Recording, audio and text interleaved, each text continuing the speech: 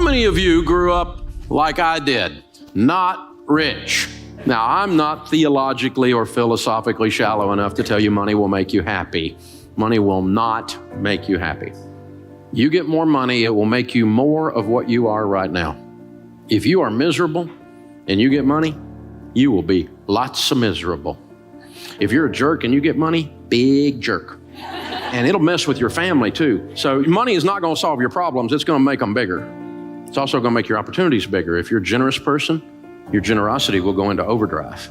You'll be outrageously generous. And you get a lot of money, we'll call you a philanthropist.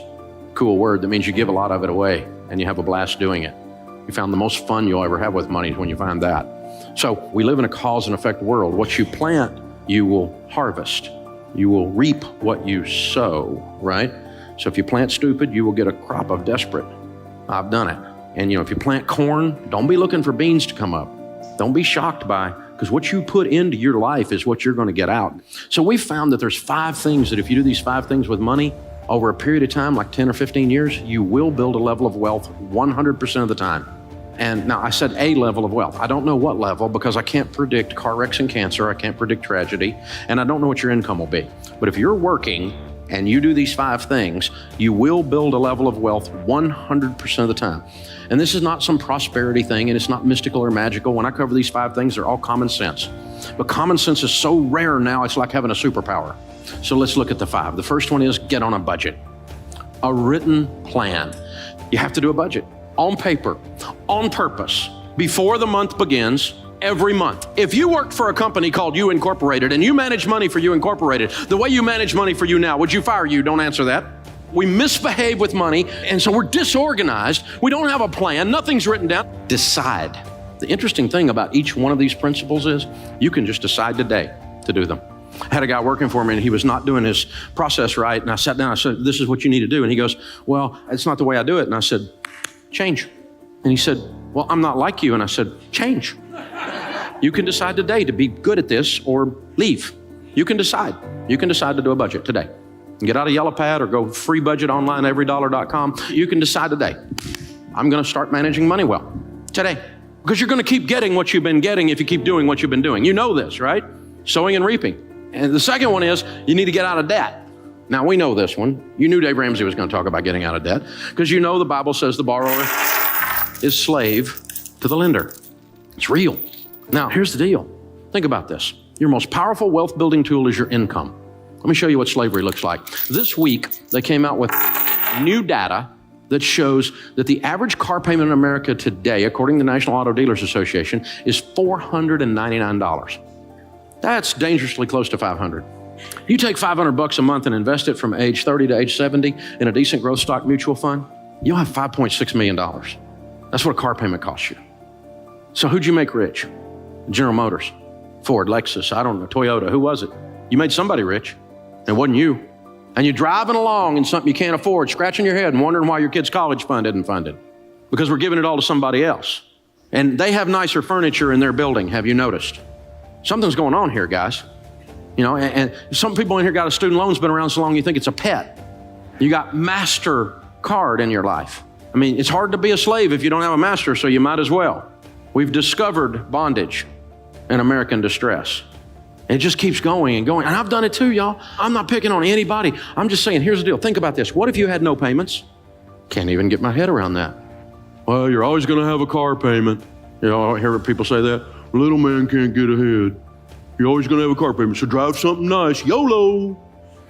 Right? Which, by the way, is addressed in Proverbs. It says fool right after that.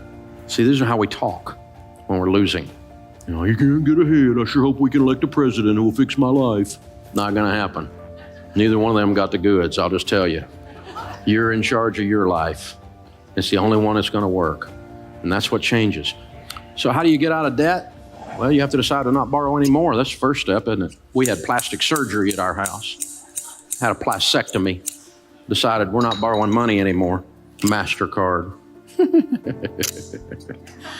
Capital One. What's in your wallet? Money. You're weird, Dave. You're right. And I'm not broke anymore either. I decided I'm not living like this. I hadn't had a credit card in 30 years. You don't have a credit card? I don't have a credit card. That's my wallet. It's got green presidents' faces. And it's got 4 pieces of plastic in here, 2 debit cards, one on my business, one on my personal account, which will do everything your stupid credit card will do. I travel more than any 2 you put together. Shut up. It works, okay? Dave, you're not getting airline miles. Yeah, I've met a lot of millionaires, and none of them said, Dave, I made it all on my airline miles. I hadn't heard that one,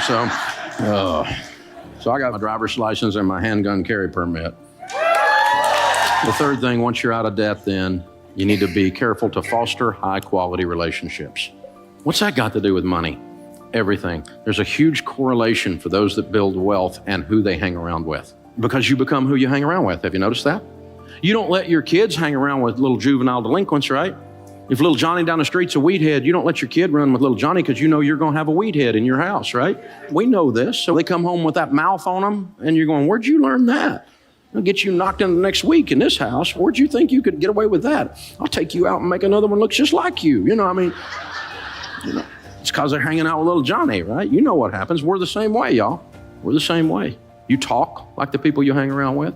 You read the books they talk about. If you don't read and all your friends watch The Bachelor, well, here's a clue, okay? Here's what's going on.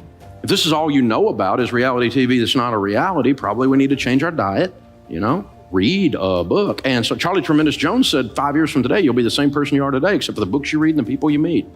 Don't be deceived. Evil company corrupts good habits. And do you know this? The studies have shown that over a 10-year period of time, that your income will become within 10 to 20% of the average of your 10 closest friends' income. Because you have the same habits they've got. You have the same diet into yourself that they've got. You'll have it. You can't stop yourself from doing it. You will become who you hang around with. And all the studies show that we have a tendency. Now, that's not to say I'm some kind of snob and I don't have any friends that aren't rich friends. Not that at all. I have lots of friends, but my closest hangs are people I want to be like. That's my closest ones. Now, I'll talk to anybody. But like when our daughters were growing up, they're grown and married to wonderful men now, but they're in high school and they're wanting to go on a date. We didn't do missionary dating. You don't get to date little Johnny the weedhead and lead him to Jesus. That's not going to work, okay? We're not doing this. Little Johnny could go to camp and get saved again. We'll work on this, right? And so, no. You come up to our house, pick up one of our daughters, honk your horn, you better be delivering a pizza, all right? So coming in, talking to the old man, I'll be cleaning my gun when you get home. You know the song, right? And so, this kind of thing. And I'm teaching them, Dad, all the boys in the youth group are scared of you. Good.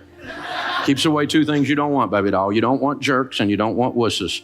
And if I can keep both those away, and then I can teach you how to keep them away, you can pick good. And guess what? They both picked good. They married studs, man. I got some son-in-law, unbelievable. Man, my sons-in-law are awesome. And it wasn't an accident. You see what I'm saying, y'all? You need to make these choices very, very carefully. The 4th thing is you need to save and invest. In the house of the wise are stores of choice food and oil. Wise people save money. That's what this means.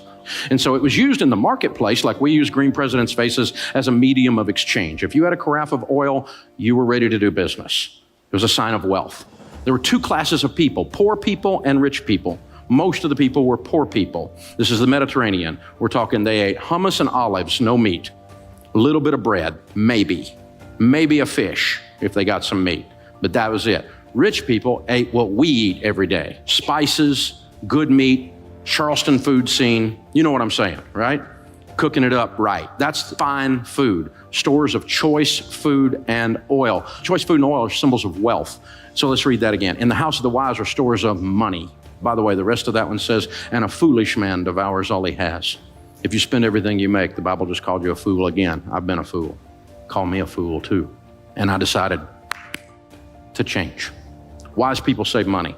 Why? Well, to start with, we save for an emergency, right? Grandma said it. She said, save for a rainy day. It's going to rain. You're going to have a car wreck. You're going to lose your job. Something's going to happen. You're going to need some money. Dave, you need to be positive. I'm positive. It's going to rain. Something's going to come up. This one I don't understand. Unexpected pregnancy. Say what? Okay. But people come up with all kinds of things that are emergencies, right? Something's going to happen. And then you need to save and invest so you retire with dignity. I'm going to spend everything I make and hope the government, which is well known for its ability to handle money, will take care of me. Dumb idea. I'm not even sure some of them have opposable thumbs up there. You know what I'm saying? It's just ridiculous. And we're counting on them in some whacked out kind of way to come be. They're not coming. There is no white horse. There is no Calvary. You're it, okay? You are in charge of your destiny. And that's great news. And so, all worried about the election, and I'm not worried about the election because I made money under both parties. Turns out it wasn't up to them in either case. I've lost money under both parties. None of them sent me a check. They all just want money. They're extracting like a tick, extracting blood all the time. That's all they do. This is the deal. The last one is all about generosity, but this is all about cheerfulness. Generosity is not just a transfer of funds. Generosity is a spirit where you decide to be a generous person. Generous people are more attractive. They smile. They're not grouchy. It's not all about them. They're the ones that open the door. They're the ones when the grocery bag has the bottom drop out and your groceries are rolling all over the parking lot. They're the ones out there helping you pick it up. These are the people that when they go out to eat, they leave a tip, you cheap. Ridiculous. Well, I'm not one. I leave big tips because it's a form of generosity. Well, they didn't give me good service. Oh, shut up. They're carrying a tray that weighs more than you. Figure it out. They parked your car in the rain and in the heat. Shut up. Give them some money. They park your $130,000 car and you give them $3. What are you, a nut? That's Ferris Bueller parking the car there. You take care of that, man. I give them a $20 bill. My car's still sitting there when I come out. It's amazing. Besides that guy's working his way through college or something right then. If he says better than I deserve, that's his code for I'm getting out of debt. If they say that, you got to give them a double tip. So I give them 40. My wife's like, I'm going to park your car. No, you're not. You're not working your way out of college. You've already put up with me for 30 years, so it's all right. Generosity is a spirit. It changes everything in your life. But it's awful tough to give if you're broke. If you're in debt and you hadn't saved any money and you don't have a plan and you're not hanging out with other people who are givers. And so change. You get to decide today. It'll change your life. It'll change your family tree. You will change everyone with your last name that follows you if you do these things. It's that powerful. It's unbelievable. The sorrows are deeper and the joys are higher. It changes everything. And when you move this money piece around, it gives you the tools to be that in the marketplace and to be that for your family and to get this monkey off your back and to get that elephant out of the room because he's got to go.